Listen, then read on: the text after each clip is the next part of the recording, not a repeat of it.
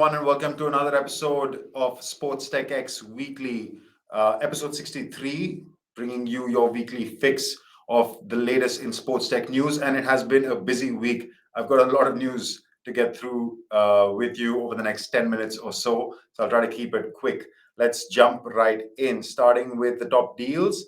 We have a merger between Candy Digital and Palm NFT. Candy Digital, of course, famously founded by Fanatics. This is a company that owns the NFT rights to a number of major leagues, including MLB, NASCAR, WWE, while Palm NFT owns the rights to, who has clients like Warner Brothers, DC Comics, Universal Music Group, and so on. Candy Digital has been building on Palm NFT's blockchain. So this merger makes sense for both companies. There will be redundancies as part of this merger, apparently. So more bloodshed in the NFT space. Moving quickly on to Better Collective, they have acquired a company called Playmaker HQ, which you might not have heard of. But Playmaker HQ is pretty big. They have a monthly audience of 500 million users. They basically they're a media platform who have channels across Instagram and Twitter and also on video. So they have a lot of users coming to consume content. Better Collective has acquired them for a valuation of 54 million. The deal is structured such that if Playmaker delivers on some of their promises, the founders on the team will stand to make a lot of money. Moving swiftly on, we've got Sports Info Solutions, which is basically an analytics company buying another analytics company in Blueprint Stats. These guys provide data mining and data analytics solutions for sports teams, leagues, and federations. And this acquisition will help both these US-based companies do more of that. Okay, that is all from the deal side. Next up, we have to talk about some deals that have gone south. BUZZER, a company that raised $44 million in funding to date. I think they started in 2020. They have since shut down operations. They've raised funding from a lot of big names, including Michael Jordan, Wayne Gretzky, Kevin Durant, top athletes, and a bunch of other funds. They have since closed operations. This was an app for basically driving content and fan engagement for fans to stream live parts of live sporting events on their phones. Basically, you could consume content on the go. You could tune in for like the last few minutes of a game and such. It was a cool idea, but not for long, apparently. 44 million down the drain. Well, I wouldn't say down the drain, but 44 million gone there. 55 million for fan-controlled football. We actually had the good fortune of speaking to founder Sarah of Fan Control Football. We recorded a podcast with them about a year ago. He was so excited about their upcoming season. Turns out they're not going to do it. This is another company that has run out of capital effectively. The article goes on to say that basically Saurabh was bullish that they could have probably managed to win another third season of fan controlled football.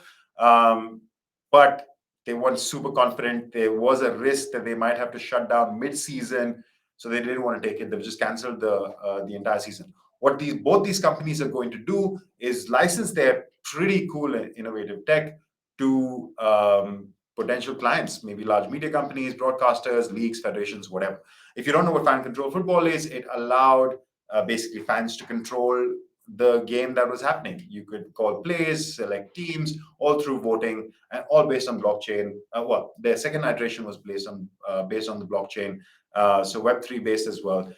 Again, a really interesting idea, but probably a bit difficult to find an audience of highly engaged, always on kind of fans, which you need to sustain a league like this.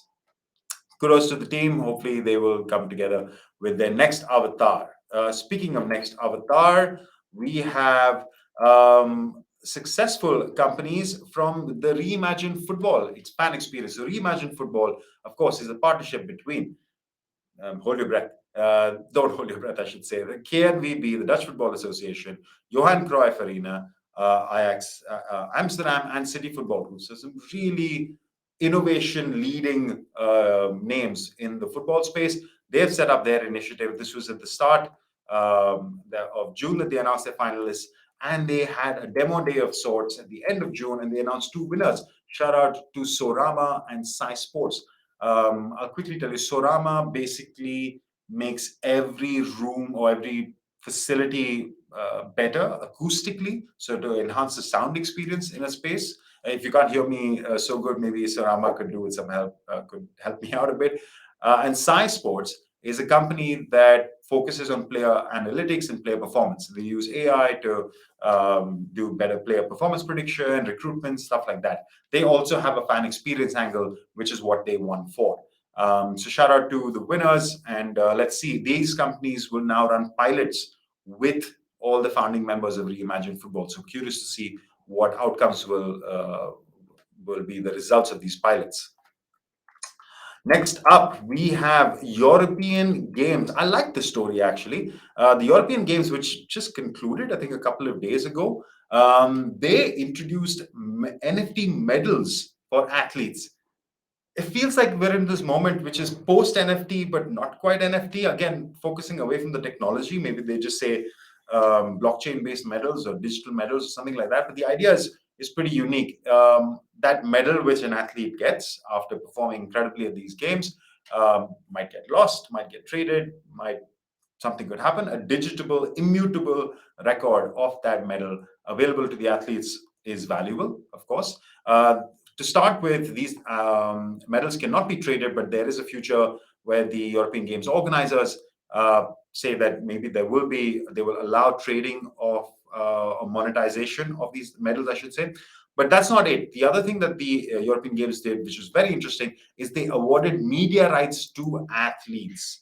What this meant was that athletes could have access to, excuse me, personalized highlight clips from the competitions they participated in that they could share on their own social media channels. And this is really powerful. So rather than having just one controlled media distribution network, athletes had the power to distribute it across their channels themselves. So they were fed constant moments from their competitions of featuring them, and they could share it. And this led to obviously much further reach for the European Games. It says over here 6,000 clips for 3.2 million, an audience of 3.2 million. This is the kind of thing that you could easily imagine the Olympics adopting and empowering athletes. And there are other good solutions that we know of that help large sports organizations manage their media in a better way and give them democratized access to it, especially to the athletes for creation or distribution. This kind of stuff is really truly innovative and something that I believe and I hope that other sports will catch on to as well.